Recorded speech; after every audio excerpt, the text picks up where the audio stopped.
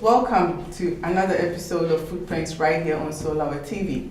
As you know already, Footprints is designed to capture the impressive footprints of some of our Ghanaian individuals who have managed to survive through some struggles in life, and by doing so they've left behind a footprint that is very impressive and something that I would wish every youth to emulate. Now, with that said, we will go on to today's episode, and I will also take this opportunity to introduce you to the guest of today's show. So, who is our guest for today? Our guest for today is none other than Pastor Maame Durowah Okai. I would like to read a little bit about her, so if you may permit me. Maame Durowah, or should I say Pastor Maame Durowah, is an international speaker, a family coach, a youth care and social worker. She is also the founder and the project manager of the Brighter Day Foundation, and an international social worker and a community developer. Others often describe her as a woman of revelatory insight and passion for orphans, prisoners, youth, and young adults. She also helps parents and families in the community that are dealing with challenges when it comes to child upbringing. I will not talk too much about her, because if I do, I will spill all the beans. So please, take a seat, and I hope you enjoy this interview slot with none other than Pastor Maame Durowah Okai. Welcome to the show. Thank you. And also thank you very much for making time to sit with us today. I know you're very busy. You are so busy. I kind of cut your profile short, because if I went on and on about all the things you're doing, it's just crazy, because you have a book written, and on top of all these things, you still hold a bachelor degree in social work. We will talk about all these things. So it's going to be very interesting. Now, first of all, for the people who do not know who Pastor Maame Durowah Okai is, first question, were you born here in the Netherlands? Yes, I was born in the Netherlands, in Amsterdam. In the Belmer, back in the days, how they would say it, I was born there. Okay. Yes. So where are your parents from? My mom is from Ko, to be specific, and my dad is a typical Ashanti man from Bori. Why do you say that with so much? Well, of course, with the upbringing and everything, and with every tribe, there's this specific, identification with them. And I always say my dad is really a typical Ashanti man. Okay. Very principled and. Okay, so you said you were born here in the Belmer. Yes, I was born here. Tell me a little bit about your early days, school. How was school like for you? School, what can I say? It was challenging, to put it that way. I really enjoyed my childhood though at school. And what made it very interesting is because I started in the Belmer, of course. My mom sent us to school to the Belmer horse. And as little children, of course, you're developing in the community, you're developing with peer pressure and all those things. But of course, we were little. And then my mom all of a sudden made the decision for us to actually go to another school in Demon. Okay. And if you look at the two communities, there is a difference in there. And the decision what my mom made was based on my brother. He just came from Ghana. Okay. And she was like, okay, she saw that, of course, with the Dutch, with the language and everything, that would he really mount up to the school where we were in the Belmer. And she made that decision to move us to Demon. And we saw the difference there, of course. It was an all white school, to put it that way. So, you know, us coming there, having our position and knowing where to stand for as young people, we didn't even see it until we gradually grew up. So based on that, that was the challenges already, facing those things. But one thing my mom said, like, regardless of wherever you're coming from, you know, mount up yourself, go to school, do whatever you have to do, and you're equal to everyone that is even at the school. Yeah. So that was already a first challenge. As a young person, you wouldn't know until you grow up and say, wow, that's where I was in. And then eventually I came back to the Belmer again, because the school was in Demon, and I decided to come to OSB. Okay, but you decided yourself? Yes, of course. My parents were, of course, the school would have the certain advices that they will give you. And I had my Febeo, because back in the days there were differences. And my mom, of course, she got the advices, my dad too, and still they were like, okay, which school is really, let me say, connected to the advice that was given. So from there, the amazing part is having my parents, you know, always working and striving. They still gave us that liberty because, of course, the Dutch and everything. So my mom was like, okay, we're going to look with you, look through it, and we will make a selection. And I always wanted to come back. I lived in the Belmer, and I also wanted to, you know, stay in the Belmer at the school. So we made that decision to go to OSB. So that's why I say we, even though I had a say into it. Of course, you know, you have your friends, classmates, you want to add to it. So we went, and I remember already from that stages, I had difficulty with theory. I wasn't really that good in theory, and I was more a practical person. And my mom said even from when I was small, when she was teaching us things at home, I would do it with singing and with items. So she already knew there was some practicalness inside of me. So I went to school, and my challenges was the theory, like I said. I wasn't really that good in mathematics, but I always had this teacher I will never forget about him, Meester Wim van Meeg. I don't know if he's alive, but he saw that I had challenges. He saw that it wasn't always going easy. He also saw that I was practical. And he gave me this name, he called me The Rock. And that has been always something that I've kept in the back of my mind. And he called me that because he saw that it was bringing me insecurity. You know, whenever questions were being asked, I wasn't really that secure on how to answer questions. So he said, I'm going to call you a rock. And the reason why I'm going to call you is to remember this, that regardless whatever you're going through, a rock is something that is strong, that is solid. And it will go through life, it will fall, for instance, a little rock that will go from a big rock. It will fall, it will, you know, go through strife and difficulties, but at the end of the day, the rock will still stay strong. So that's how he, formed me with that. And he said, you know what, look at me. I am someone that you might not see it, but I'm colorblind. And of course, you wouldn't see it. No. If you looked at his outfits, always on point. He had his tie, his dress code, not for someone that's colorblind. Normally, if somebody's colorblind, you will have red. Red mixed with green and everything. It's all over the place. All over the place. And I was marveled. And when I looked at him, I said, but teacher, how come you're colorblind? He said, yeah, I was born with it. And many of us, we're born with some defects, to put it that way, but it shouldn't limit you in life. Yes. If you look at me, look at my dressing, I'm looking on point. And that's the reason I'm calling you a rock. You will go through things and difficulties that you're born with, but that doesn't mean it will have to limit you in life. And yeah, I have so much to tell about my school ages, but those were, the things that were memorable to me gradually. Yeah. Wow, that's very impressive. And also, your profile. Yeah. It says you are a trained pastor and an international speaker. This is coming from somebody who had difficulties in school. Yeah. So tell me, what motivated you in the first place to become a pastor? Let's start from there. Okay.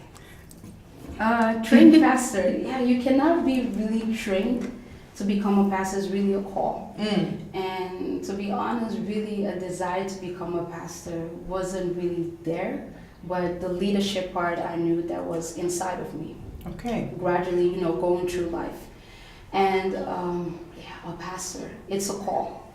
And an example that I can use for that is, I think I made that mention, is, for instance, a 911 call. Okay, we're in Holland, 112. And there is someone at the other line of the phone. And that person, regardless of, all the skills and the potential and all the studies that one have gone through, it is always an excitement. There's always, adrenaline. What's going to happen when that call is going to be made? Who will be at the other line? It's a matter of life and death. And the first thing that you do is you pick up the phone call and you say, hi, who's this? And you hear someone screaming or shouting like, help. And the first thing, regardless of whatever you have trained, is not now that you're going to pick up a book. It's like, okay, step number 1 tells me I have to do this and this. But there will be some impulsiveness inside of you that will react instantly. And that is sometimes I use as an example what it is to, respond to a call of a pastor. It's not something you can really be trained of, I believe.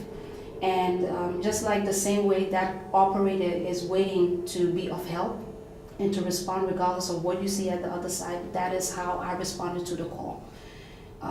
So yeah, being trained about it is not really it. It's really responding to a call that regardless what comes to you, you respond to it. Okay. And it's a godly thing. But at what age did you yourself realize, okay, I'm getting this, if I should put it that way, I'm getting this phone call and I have to answer it, or should I answer? Or, is it going, at what point did you realize, like, okay, this call coming in is something that I need to pick up? To be honest, in my late 20s, of course, you will have people around you that will start to say, hey, I'm seeing these giftings inside of you. I'm seeing leadership in you. People trying to groom you also in church. And gradually, even when you go out, you see people responding in a certain way. And to me, it was people really saying, hey, I really see that you're able to, whenever you go to a place, it's easy for you to gather people and able to work in their lives for them to come up higher. And that's what they, matched it with. That is really a call of a pastor. So people were even saying it, and then eventually, I started to look at myself like, yeah, but if I look at my background, knowing how I grew up, looking at my school, what makes me to be qualified to stand in front of people and tell them where to go, what to do, according to what God wants me to do for their lives. So I disqualified myself. But at a point of time, that's what I'm saying, it's a call. It's constantly a ringing that, hey, this is inside of you. I see much more in you than what you see of yourself. And I think when I was a bit around, let's say, 25, I said, okay, am I wanting to do this, but still be skeptical and being afraid? And one day I just got up, I said, okay, I can be running away from it, but it feels like it's a pulling. It goes beyond, a feeling. Like, for instance, you're a mother now, and your child is crying, and and you hear the different sounds when he's hungry. You know the different sounds when he is just being playful, just need the attention, and that attention that he's seeking for, and that is the urge that you keep on hearing, the crying, and that is sometimes a bit difficult how to explain. To explain it, yes. Okay. Like the visual part, the practical part. Practical part. Okay. So also another thing. do you face any challenges being a female? Well, and being a pastor, because it's not the usual thing, especially in Ghanaian. Well, nowadays it seems like it's coming up a bit more and more, mainly in Ghana. Mm-hmm. But normally, like for example, if I should take a Pentecostal church, it's not usual for a female to be a pastor. I know the Seventh-day Adventist it's also the same. Roman Catholic is the same. Mm-hmm. So I'm just curious, like, do you face any challenges just being, first of all, being a female and being a pastor, and then also how do you know how do you overcome all this? Yeah. Okay, then goes back to the rock. Mm. Okay, like I said, that teacher of mine always, his voice would always come like your rock. Of course, like you said, the challenges are there. To look at my family background, where my mom comes from, the family is 7 Adventists. So you could already know when Mm-hmm. they heard like, okay, Maame Durowah is stepping into the call of a pastor, they were like, but how's that possible? Mm-hmm. She's a female. Yes. Where's the husband? Do we really believe in callings of females standing in the foreground? Yes. But one thing I know that the Bible talks about, that the Lord said he will pour out his spirit upon all flesh, man and female. In other words, so there is already for me a defense that I could stand on and say, but if God is saying he's pouring out his flesh upon all, Mm-hmm. that means I'm qualified Yes. to be that female, able to be that representative. So the challenges I face, especially when you're talking about the Ghanaian community, was number one, okay, you're a pastor, you're young, you're, a female. First thing they ask me, where's your husband? And I would say, okay, my husband is not there. And they said, okay, then how is that possible? Because, being in leadership, you'll be able to submit, and they already thinking I'm going out of the status quo. But I didn't let that to be, something that will move me, because this is what I stood for, and I believe God has placed inside of me that being a pastor doesn't mean you're dominant over people. Being a pastor doesn't mean you're a leader that people don't have a say when they are, being corrected or guided or being shepherded, to put it that way. So that made it for me to make the pressure a bit little for myself, even when people will come with the pressure to say, yeah, but you're a female. Like I said, that scripture was my backing. God said he will pour out upon all flesh, man and female. That was my backing. When people described and said, but where's your husband? I'll be like, okay, my husband's not there yet, but I will know how to submit. But gradually it will come, and when my husband comes, I will incline and then do whatever submission that is needed to be. But that shouldn't stop me able to bring forth the word of God to many people. And there's so many role models even in the Bible that took that position that are yet not to be heard about unless one talks about it. Yeah. And how could, sometimes I also say that you need an identification. As a female, if we don't rise up as females taking the call, how would other young ones even see that it is possible to step into this call and do what God has called them to do? Yeah. Okay. Fair enough answer. Still on your profile. I'm still on your profile. So you were also the founder and the project manager of the Brighter Day. Yeah. So if you will do me, Diana, what is the Brighter Day? It's a beautiful name, but what does this foundation do? Okay. The foundation, the Brighter Day Foundation, was founded in 2008.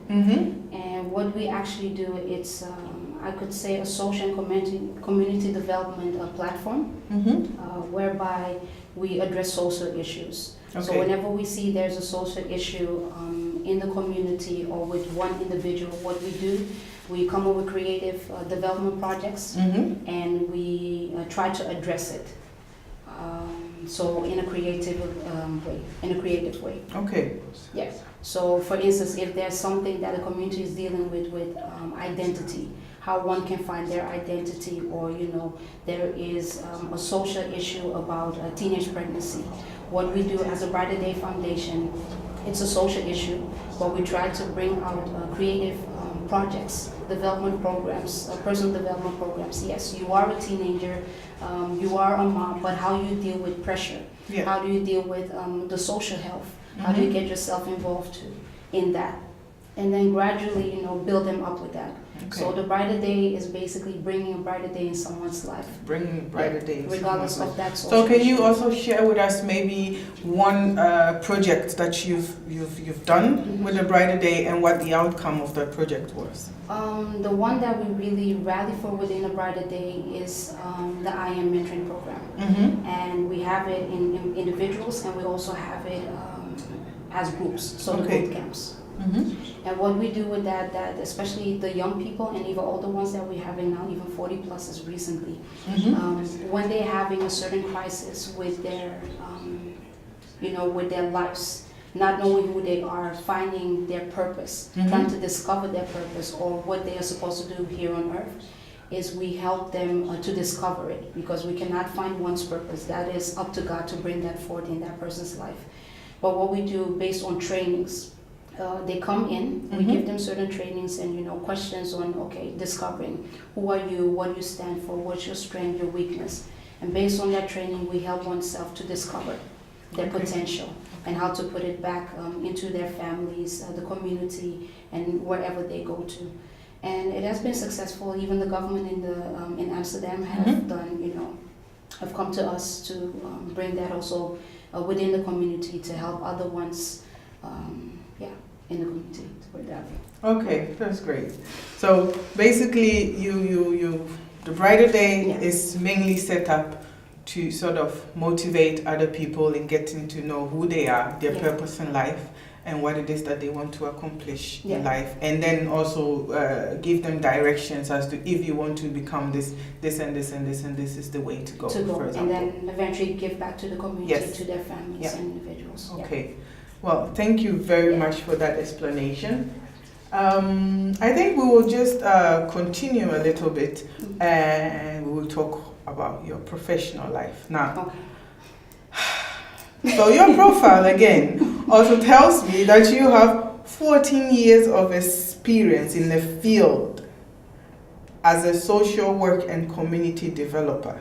Yes. Whereby you also specialized in youth delinquency, forensic social work, intercultural diversity, parenting support, African and Caribbean families, complex multiple family problem families, social legal service, and as a family coach, which you do in Zanda.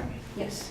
First of all, you look so young.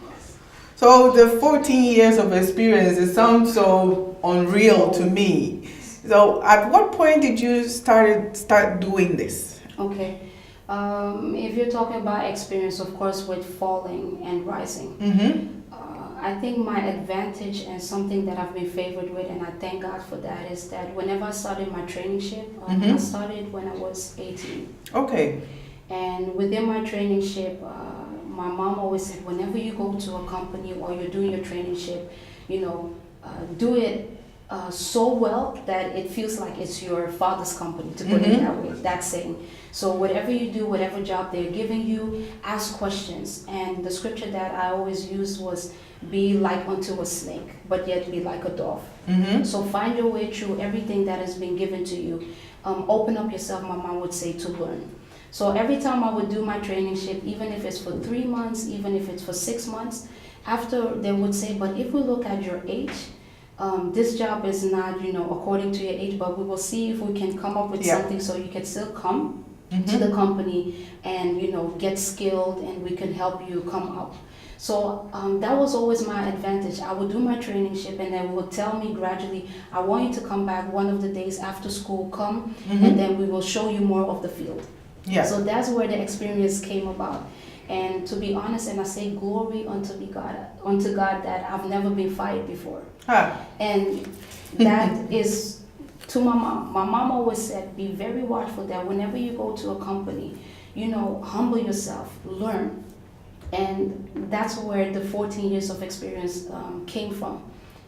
Through my traineeship, and afterwards being invited, whilst being in school, come so we can train you, we give you the books, you can walk with us, talk with us, And that's where it basically came from. Yeah. So that's why sometimes, you know, you hear your whole profile and you're like, okay, it sounds a lot. Because I mean, someone will think, well, this young person just came into my home and she says she's a family coach. I mean, what do you know about family in the first place? Yeah. So how can you come and coach me? Because like you said, you're not married, you don't have children. What do you know anyway? My upbringing, yes. You know. And I always say it's not a paper that will determine who you are as a person. It's your upbringing that gives you influence depending on what you make your household to become. Mm-hmm. You could say I was brought up in a family that is a mistake. Or you can translate it in a sense like, okay, I've seen the mistakes, I've seen the challenges in my family, and I'm going to turn it around and make it something positive out of it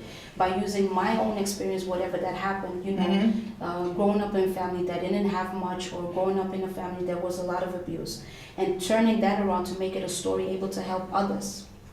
And my advantage also with the job that I have right now, I have different kind of colleagues that have been mm-hmm. experienced. I learned from them, and then gradually I added to my own experience, and I added for me to be specialized in that. So that's why there's so many names and labels attached to my profile. To your profile. But, okay. Yeah. I have another question because, well, specialized in youth delinquency, and there's a very interesting word, forensic social work. Yeah. What does that mean? Okay. Forensic social work is that you're very much specialized when it comes to youth crime. Not only youth crime, but let's say crime in general. And I've been working in prison for almost 4.5 years. Okay. And what we really did was doing the researches. So the forensic part was about when the youngsters will come in, regardless of whatever they do, you still had to go and research and find out their background. What was the reason they did the certain crime, and it is the research part. Yes. And based on the research part, you also get into the mind of the one. So psychology is also part into it. So you really get to find out what is the crime behind that person's behavior. Or let me say, what is behind the person's behavior? Is it the upbringing? Mm-hmm. Is it the social pressure? Is it peer pressure? What is it really about? So the forensic part is like the research part, and then the social work that is attached to it is what are the tools, the potential that one has able to bring that person out of that environment. Yes. So to put those words, sometimes people, let me say not people, but we always like to use expensive words, mm-hmm. but that is basically what it is. So it's the research about that. Yes. So and basically that is then part of your job, whereby you sort of probe more into why somebody did a particular crime that they committed, or whatever it is that they did that brought them in that position. And by doing so, you get to find out why they did it, so you can also figure out how you can help them to get back into the society. Yes, okay, that is very clear. Thank you very much. Viewers, we're going to take a quick break, and when we come back, we will continue our discussion with Pastor Maame Durowah Okai. Thank you, and see you soon.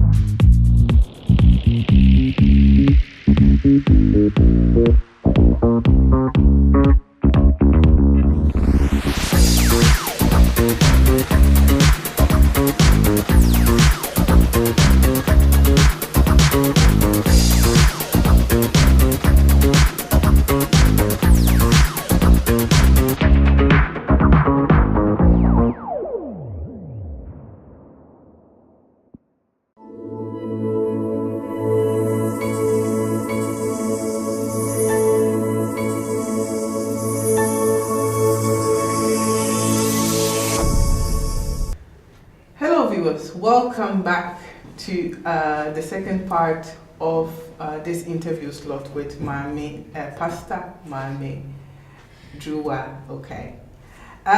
We've been having a chat with her so far, and just to give you a short summary of who our guest for today is. She is a pastor, an international speaker. She is also specialized in youth delinquency, and she's also a forensic social worker, and many, many more, including being an author as well. We will talk about that also very soon. So stay tuned, and I hope you enjoy the show. I want to take a few steps back. Okay. And if you will, I mean, we discussed about you being a pastor, and a female pastor to be precise. At what church do you worship? At the Mission House, Harvest Worship Center. So whenever I'm here, that's where I attend.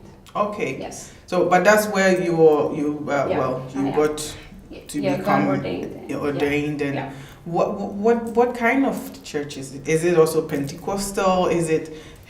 Yeah, I know there's a lot when it comes to descriptions of a church. What I could say is we believe in the full gospel. So believing in Jesus Christ from the Old and the New Testament. That's what we believe in. And that's how I could describe it. It is apostolic church. An apostolic is that we really believe in the time that we are set right now, believing in the Holy Spirit. Yes. Believing in Jesus Christ, believing in God, as when you're talking about the Trinity.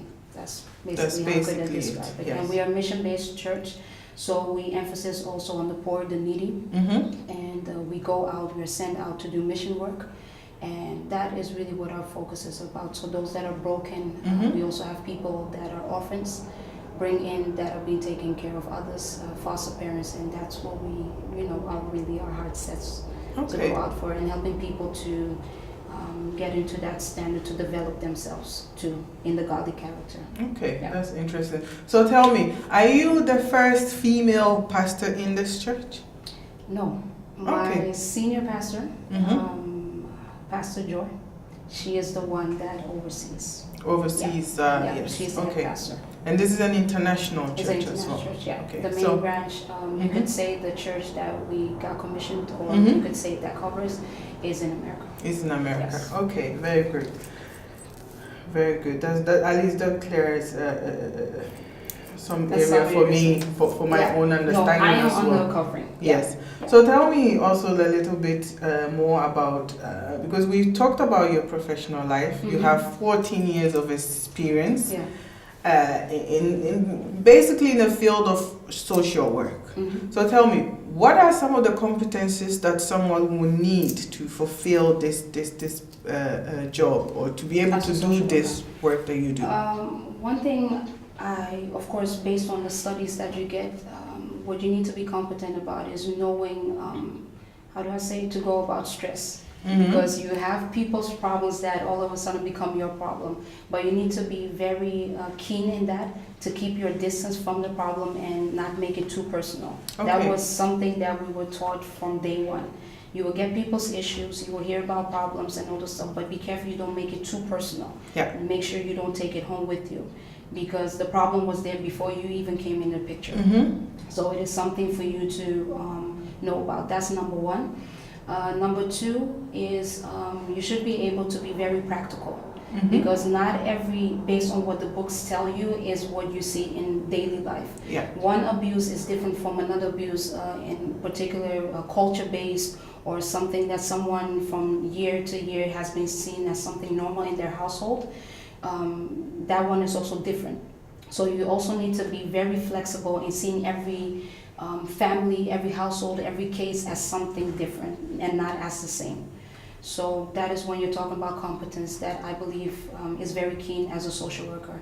You should also be open for different cultures, different beliefs, regardless of me standing and believing in Jesus Christ as my Lord and personal Savior, yet I need to be opened Am I saying I'm accepting everything? No, because that's why I'm a solid radical believer. Yet I don't disclose it. I'm open to talk about, to be free about it, and to listen to people. So it's very important that you listen to what people have to say and not being judgmental. Because I even believe from the Bible perspective, the Lord also talks about us not being judgmental. It's for Him to judge, and it's for us to do what is needed for oneself to be helped. That's it. Okay, so the competencies, if I should sum it up, was first of all, you had to be flexible. Yeah. You have to be practical, and you have to be very stress observant. If I'm missing my words. And lastly was you shouldn't be judgmental. Not being judgmental, and basically being very open-minded about everything. Yeah. Okay. I think, well, if anybody wants to become a social worker or be in a position to help other people, it's very important to know what are the competencies that are expected, because then you know at least what you need to learn. Because some of these competencies you can actually learn. It's not necessarily something that you are born with. So it's very good to know. And what it is also about that is you should also know who you are, because when you start becoming a social worker, because of the things you're going through and because of people's situations, it's sometimes very close to home. Yeah. So at the first year, what they do, they really work on you. They really work on what is your strength, what is your weakness, what are the things you went through when you were little. So they really dig deep. So you need to be able to be that person that is ready to dig deep in your own life before you become that social worker. Yeah. Okay, so you are also well, I say public speaker or an international speaker. You have a book written, a book journal that you have written, and it's titled "I Have Never Become Who I Am." Yeah. That's an interesting title. Yeah. So tell me, first of all, I have a sample of the book here. It's a wonderful book. Trust me, you would want to read this. So I'm going to have her to tell me how we can get this book if we desire to. It looks great. And there's a beautiful picture behind as well. You're smiling. Yes. Oh my God. Finding you is living you, and living you is living life. Interesting. So, Maame, tell us a little bit more about this book. What inspired you to write this book? What inspired me, definitely the struggles that I went through, the challenges that I went through. I don't see life as going through things with problems. I rather see them as challenges. And like I said, theoretically, I wasn't sound.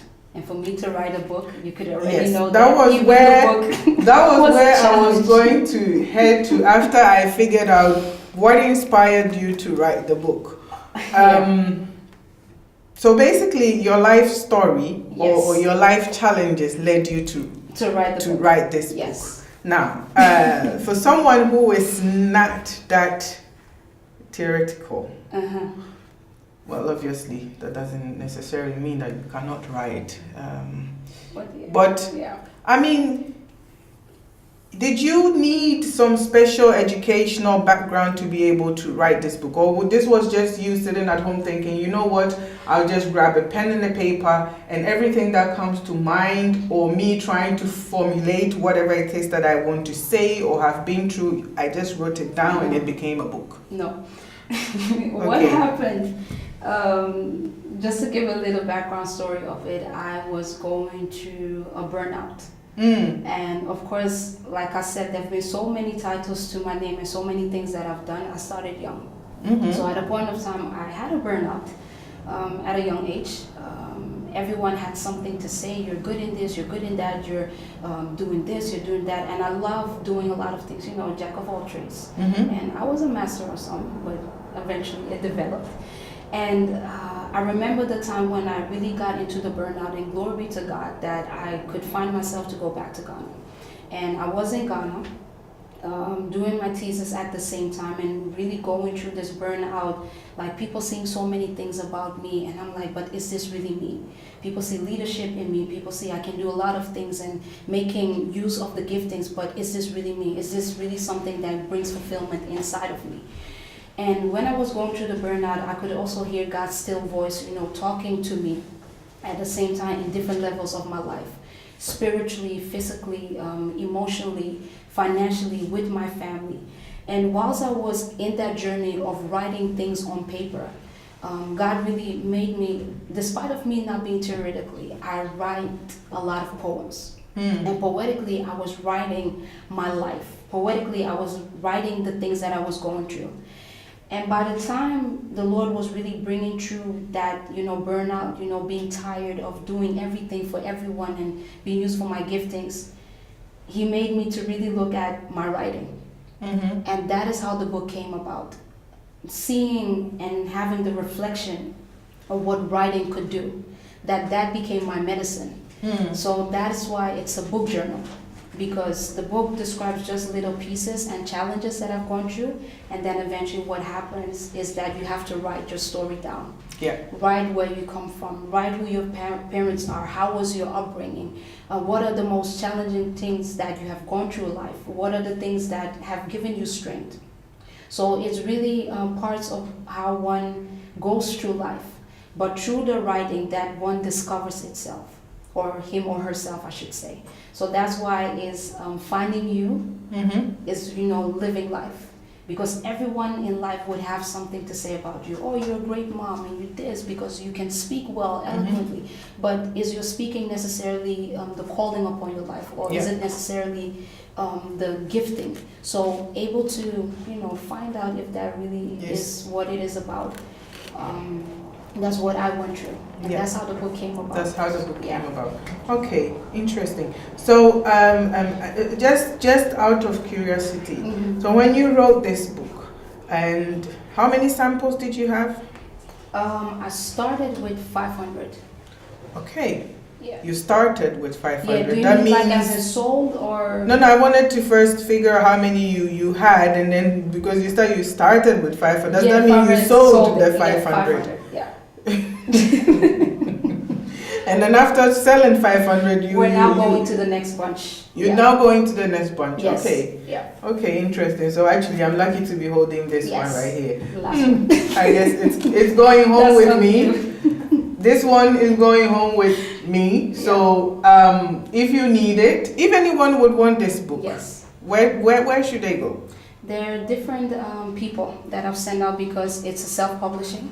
I didn't want to do the publishing via, some certain places that you could do it. So I have some certain people. So what we do, we have a basic email address that when you send the email to, that we have one in the neighborhood in Germany, Holland, Belgium, England, pretty soon Jamaica too. Okay.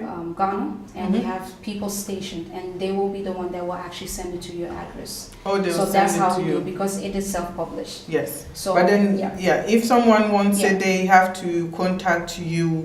There's one specific email address. I am Durowah@gmail.com, or you can do info@brighterdayfoundation.com. Okay. Yes. I am Durowah@gmail.com. Yeah. Or info@brighterdayfoundation.com. Yeah. Okay, that is for purchase of this very interesting book. Okay, Maame, thank you very much for this.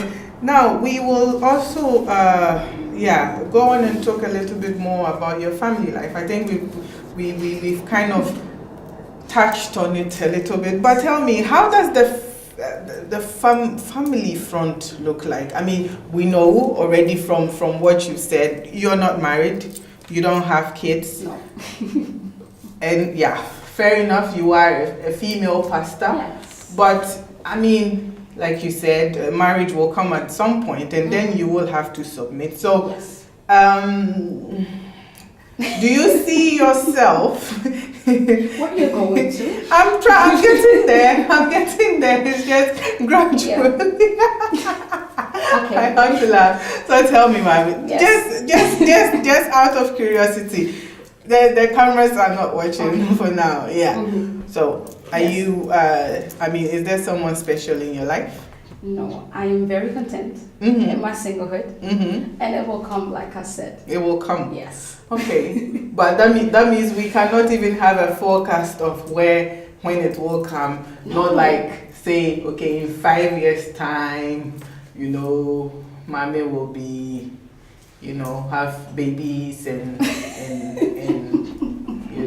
then we can have the same conversation about bellies being big and not, and like it's gain here and cover it up. No, let's say for now I am content. I am, purpose driven. I believe that is my first call, to put it that way, to make God known, His word known.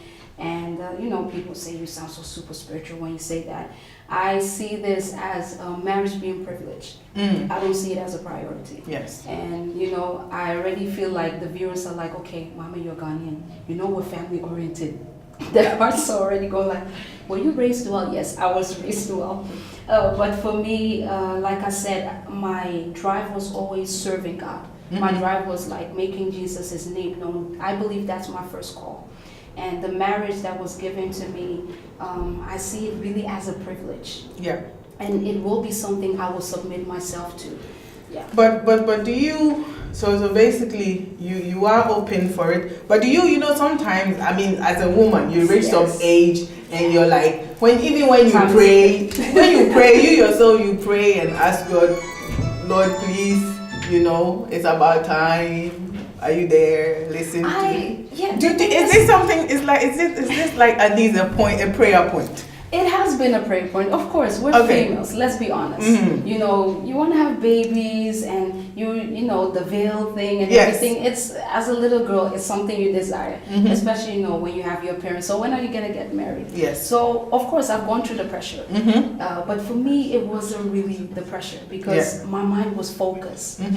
Purpose, vision. I want to do something for my community. I want to do something for rallying as a female.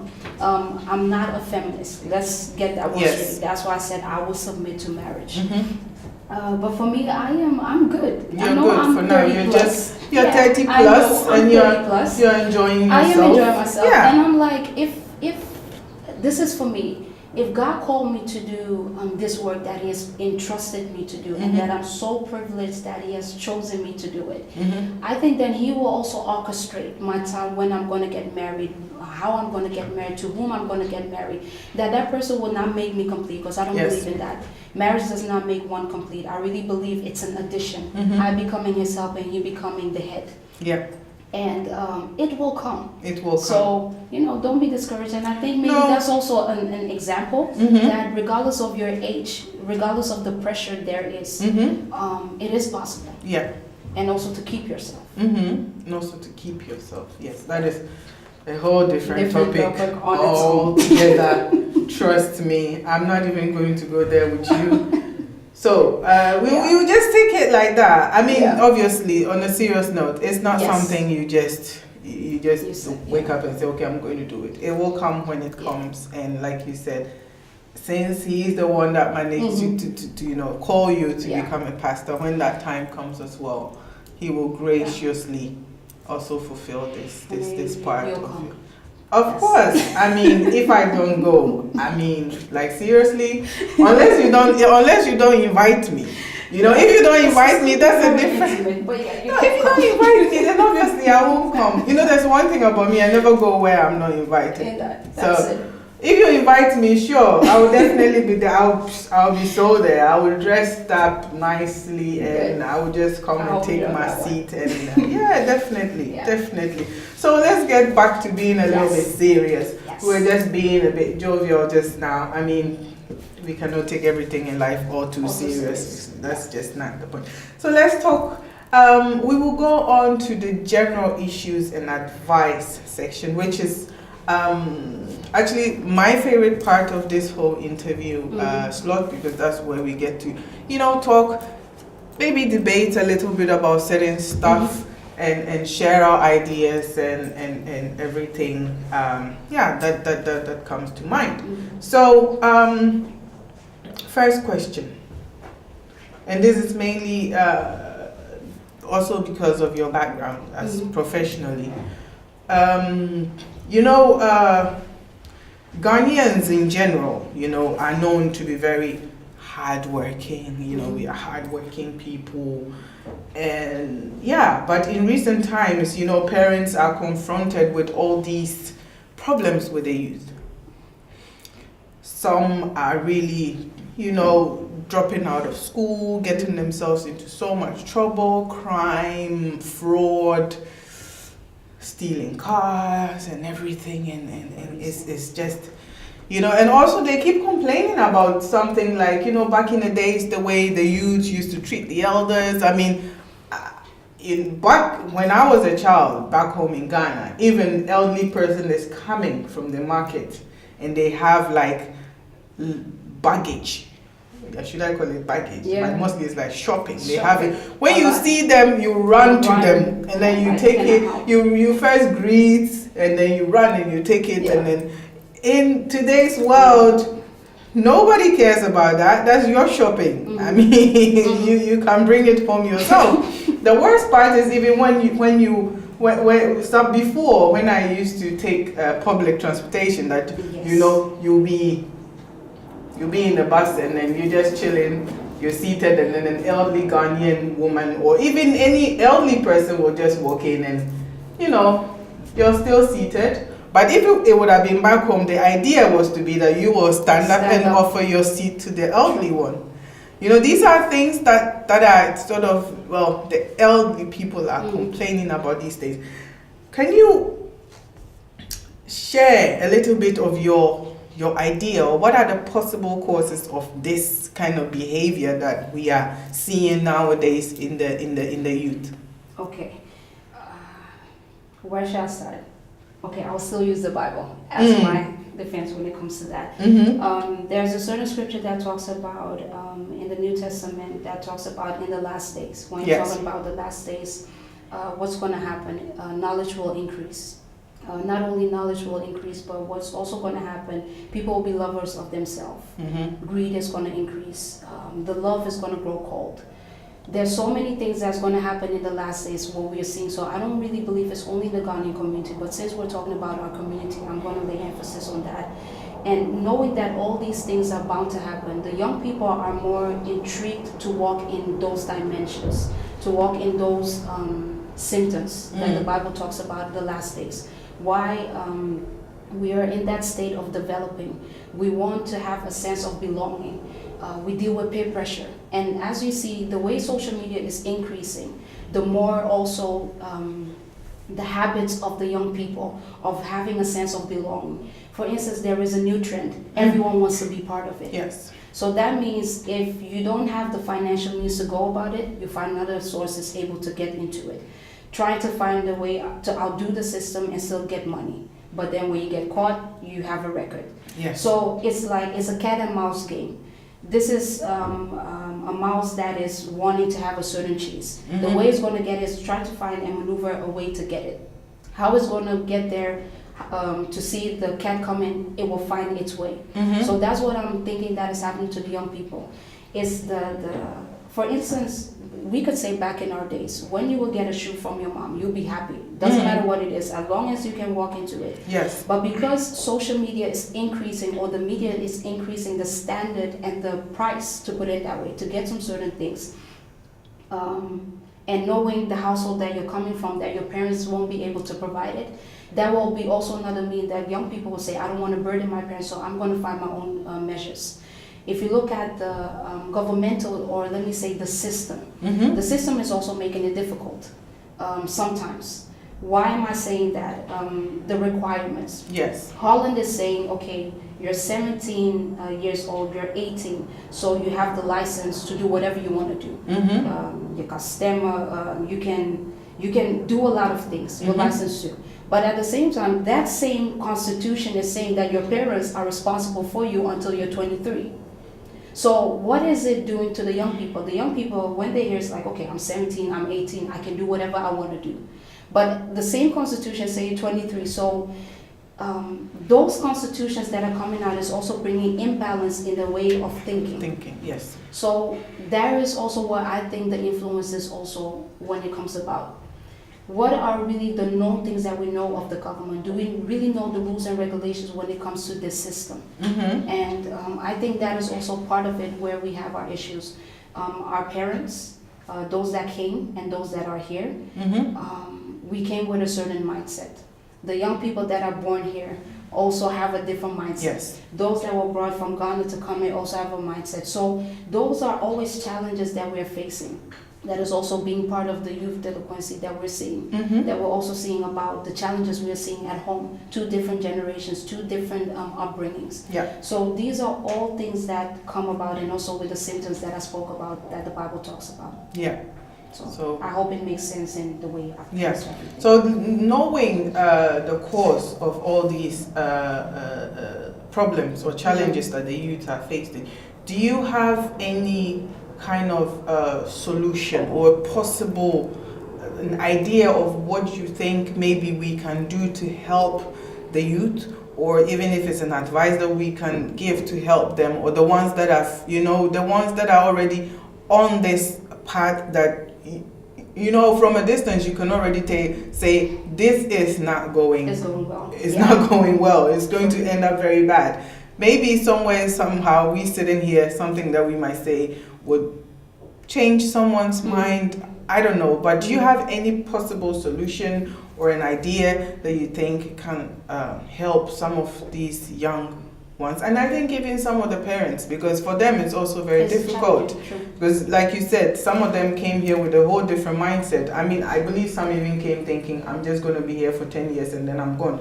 And now they look back and it's like 50 years later, they are still here and they are dealing with kids that were born here who has a complete different mindset. They don't even regard back home as part of their, for them it's just like a holiday thingy. So, I mean, it's a difficult situation that they are in, but at least I feel like any positive advice or solution in the right way is always good. So I don't know if you have any.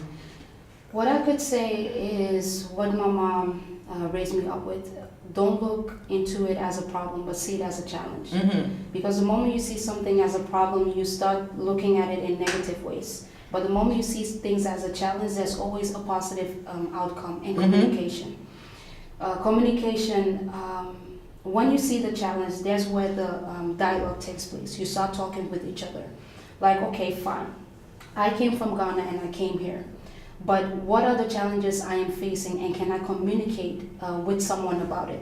What we sometimes do when we see something and we see it as a problem, it stops. Because your mind doesn't see the solutions. Yes. So I really believe when you see it as a challenge, you start communicating. You start finding the resources that you can get able to understand it, and not stay in that mindset, this is how it used to be. Because like I've just said it, this is how it used to be back in the days. If we keep on holding on to that mindset, it becomes a stronghold. It becomes a hold in our mind that there is no space for new things to happen. There is no space for development. So my advice will be for those that came from Ghana to here, let us see things as a challenge, whereby there is a dialogue that we can start communicating with each other. That opens the door for us to see new things. To the ones that were born here, the thing is, yes, our parents are coming from the other side to have a better emplacement for us being here. But that doesn't mean we need to exclude everything that they are bringing in. Because there's some foundational things that are so regarding that we can use for our beneficial for our generation. But what is happening this generation, but y'all came from Ghana. So that is what y'all did there. But that is not what it's about. If we start thinking in building bridges, old generation, young generation, those that are yet to come, and see things as a challenge, that's where you get the communication happening. And for the younger ones, what I could also say, it is something also in communication. Nowadays, we don't talk anymore. We don't socialize anymore. And that is also part of, how do you say it, the social media. Everything is WhatsApp. Yeah. Everything, your mom is downstairs and your mom is calling you to even come downstairs to come and pick up your food. Even at our schools. Now everything is via computers. So yes, the media is going forward. Yes, technology is going forward. But yet let us also stay to the values that we have been given from home. Yeah. And trying to find and mold and get that as our own identity at the end of the day. So yeah. Okay, but I do agree with you on the not talking part, really, because it's, to me, I mean, I've seen it, and I've seen it also with myself, because I feel like our phones nowadays is like it has really taken over. I mean, I don't know, times that I don't know if there's ever going to be a day that will go by and I will not have my phone, or not go on WhatsApp or Facebook or whatever. You know, I might not post anything, but I'll definitely go on it. Yeah. You know, and it's very time consuming. So yeah, you are definitely right on that. I think sometimes every now and then it will be good just to, you know, like call a friend, actually meet up and talk in person than just WhatsApping each other, because I see that happening a lot. Now, I think we will take a quick break, and then when we get back, we will continue, and then we'll see what else Maame Durowah has for us. Viewers,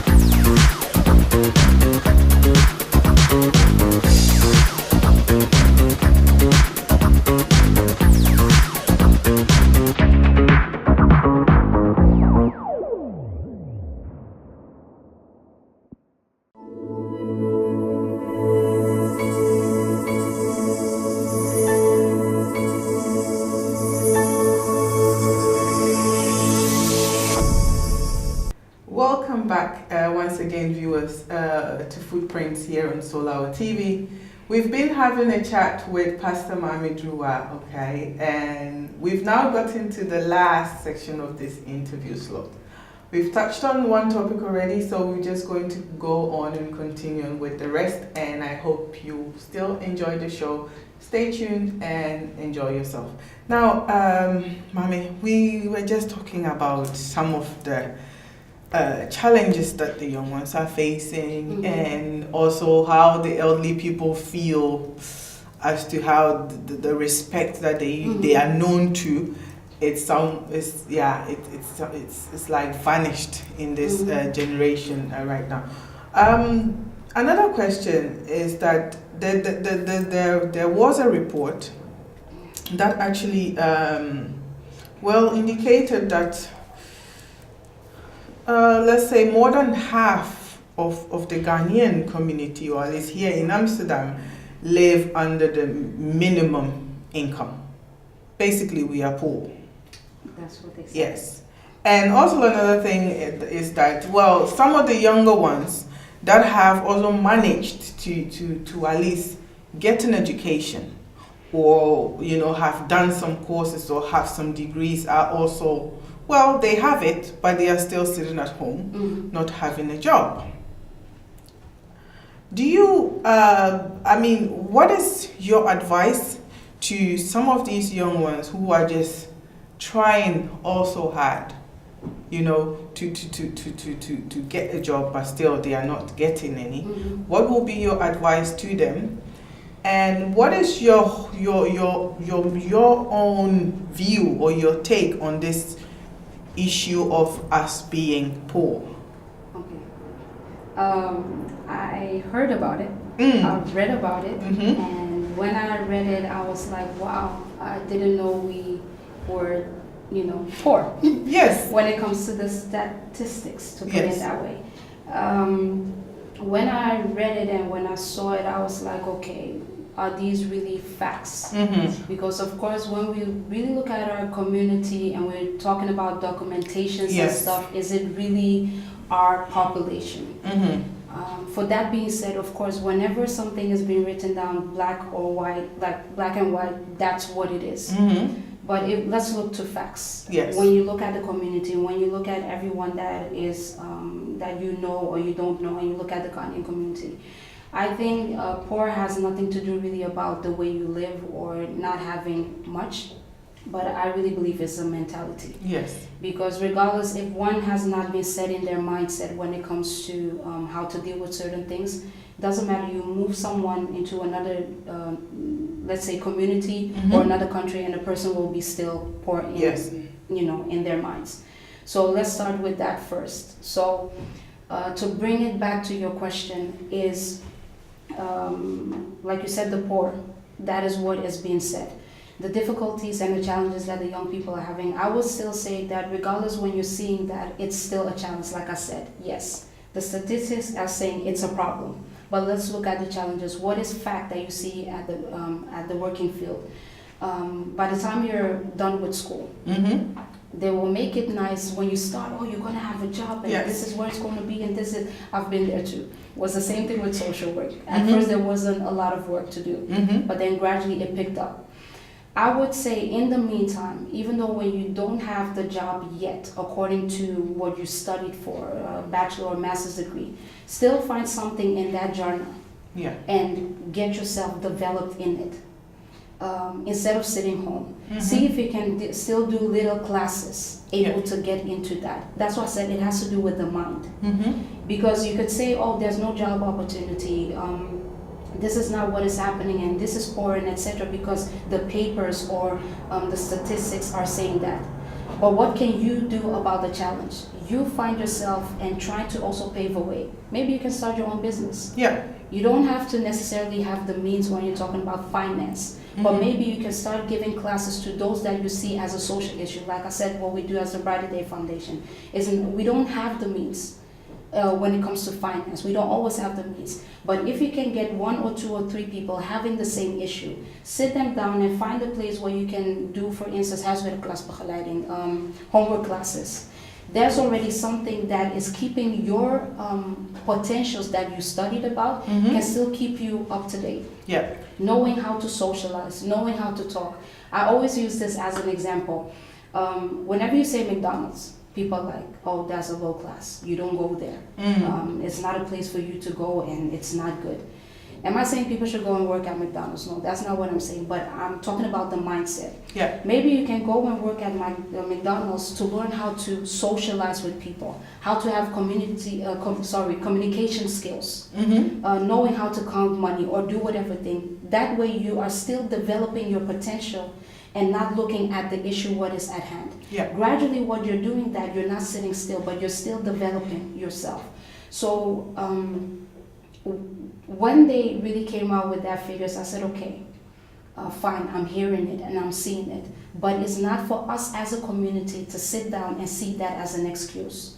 And we also have the parents that are very hardworking, having 3, 4, 5 jobs. And what I also have to address when it comes to that is, let us first start to invest here before we start to invest outside. Let us first start to invest in our children before we start to invest outside. The reason why I'm saying that is because if we don't teach our younger ones and we teach our own children how to invest here, they grow up and saying, yeah, but my parents never supported because they were always thinking about that. And that is also another escape way for them to do other things. Yeah. And also find other resources for them to do things that are wayward. Then, of course, you start seeing different figures. Then, of course, you start seeing that the Ghanaians are now high percentage in youth delinquency, high percentage when it comes to poverty. So everything has, its way, and that's why I say when we see it as a challenge, it makes our mindset to look different at some certain things. Yeah. I think there's only one question that I answered. It doesn't matter. You've kind of, but coming back to like you said, the figures, and the thing is that, I mean, these figures are based on what they have in their system or what is documented to them. Yeah. But I mean, we have different lives as well. So there are a lot of things that I would say maybe this is not documented or that is not documented, because I mean, if I should look at Ghanaians and even some of the places we go to, some of the events, some of the parties, and some of the, these are not poor people. These are not poor people. These are not poor people. I believe we would, we would have been happier if this outcome or this results came up with a ticket that said, well, because you guys are poor, here is $1 million, and just to help you out. Then we would have been happy. We would have been very happy with this report, I believe. But that's it. But that's this is not that. It's not like that. Everyone is kind of like very unhappy about this right now. But then again, how are we ourselves? How are we documented in this community? And also, I believe there's this part about, some of us, well, maybe the educational background and not being, but honestly, I feel like there are also some Ghanaians who are doing very well when it comes to education. And there's one thing that I have noticed as well before, and this is something I noticed even back in the days with Face of Ghana time, we used to always say that it seems like in the Ghanaian community, the youth, it seems like the girls are doing so much better than the boys, because the boys are always getting in trouble and they're going to jail and blah, blah, blah, blah. But the truth of the matter is this: the girls get to do other things which are not criminal. They are not necessarily good. Yes. How they're getting their monies, but it's not criminal, so they are not held in prison for it. No, let's be honest, let's be real. But the boys, on the other hand, they cannot practice some of these things the girls or the females are practicing. They don't have any other choice than to get themselves into things that will get them into prison, and half of the time some of these boys are also doing these things just to impress these girls. True. Because the lifestyle of these girls are kind of like, it's out there. And boys will be boys. They see girls, they are nice, they want to impress, and to impress, you need to have, a little bit of cash to flaunt with, and then they get themselves into trouble, and they end up in prison, and the girls are still chilling out here with the other guys. Let's be fair. So at some point, so I felt like, that statement, because at some point I myself felt like, this is true. When I look around, I mean, come on, all the girls are schooling and all the boys are going to prison. I mean, who are all these educated girls going to marry at the end? At the end. Yes, But I think at some point we will have to really sit down with ourselves and face, and address it. Address it and face some of the facts. We don't address it. Yes. And that's also what I spoke about, the communication. It's like there is a, advantage and disadvantage when it comes to the community. We like to keep everything to ourselves and we solve our issues among ourselves. But when the problem really gets sky high, then we start to address it and it comes out. So I think we really have to balance it. When do we really make our issues known? Not when it's too late, but when the challenge is there, that's where we have to actually make it known. Like for instance, what you're saying, I know there's a lot of people talking about it, but the thing is, we talk about it, but we don't do anything about it. We don't do anything about it. And that is sometimes that I also talk about the investment. Where do we put our monies into? We're doing it parties. When I spoke about to someone about our funerals, they were like, "Is it that long that you guys are having funerals? Monday, Tuesday, and how many times? And the money you guys invest is like a party, and the halls that for people was like, wow, but how much money does it cost? Is that person not on social benefits?" So even to the outsiders, people also looking at us like, how do you guys actually invest your money? So those are just the minor things that people see and really think about the way we, portray ourselves. And that's what I'm saying, it's a mindset. Yeah. So even because I think the person, whoever wrote that report, I'm sure it was it was just based on figures they have in, but I think that person should have also taken maybe a month, trips to some of the places or the things that then they would have actually gotten a whole different, but then again, I think that would have even gotten us into more trouble. Because there are a lot because you will then see that the equation does not match up at all. Yeah. But then again, this is something that, we still need to talk about. And I believe such a topic or such an issue would have been ideal for what I've known up to now, which would have been the Kogan Foundation. Okay. This is something, this is a different issue, but that is something that would have been very good for this foundation or this umbrella if the elderly ones, the ones in control, would actually sit down with themselves and make up their minds, because this is affecting Ghanaians a lot, and especially that with the youth, with our lifestyle, it does not match the income, and the fact that I feel like the boys are being painted black.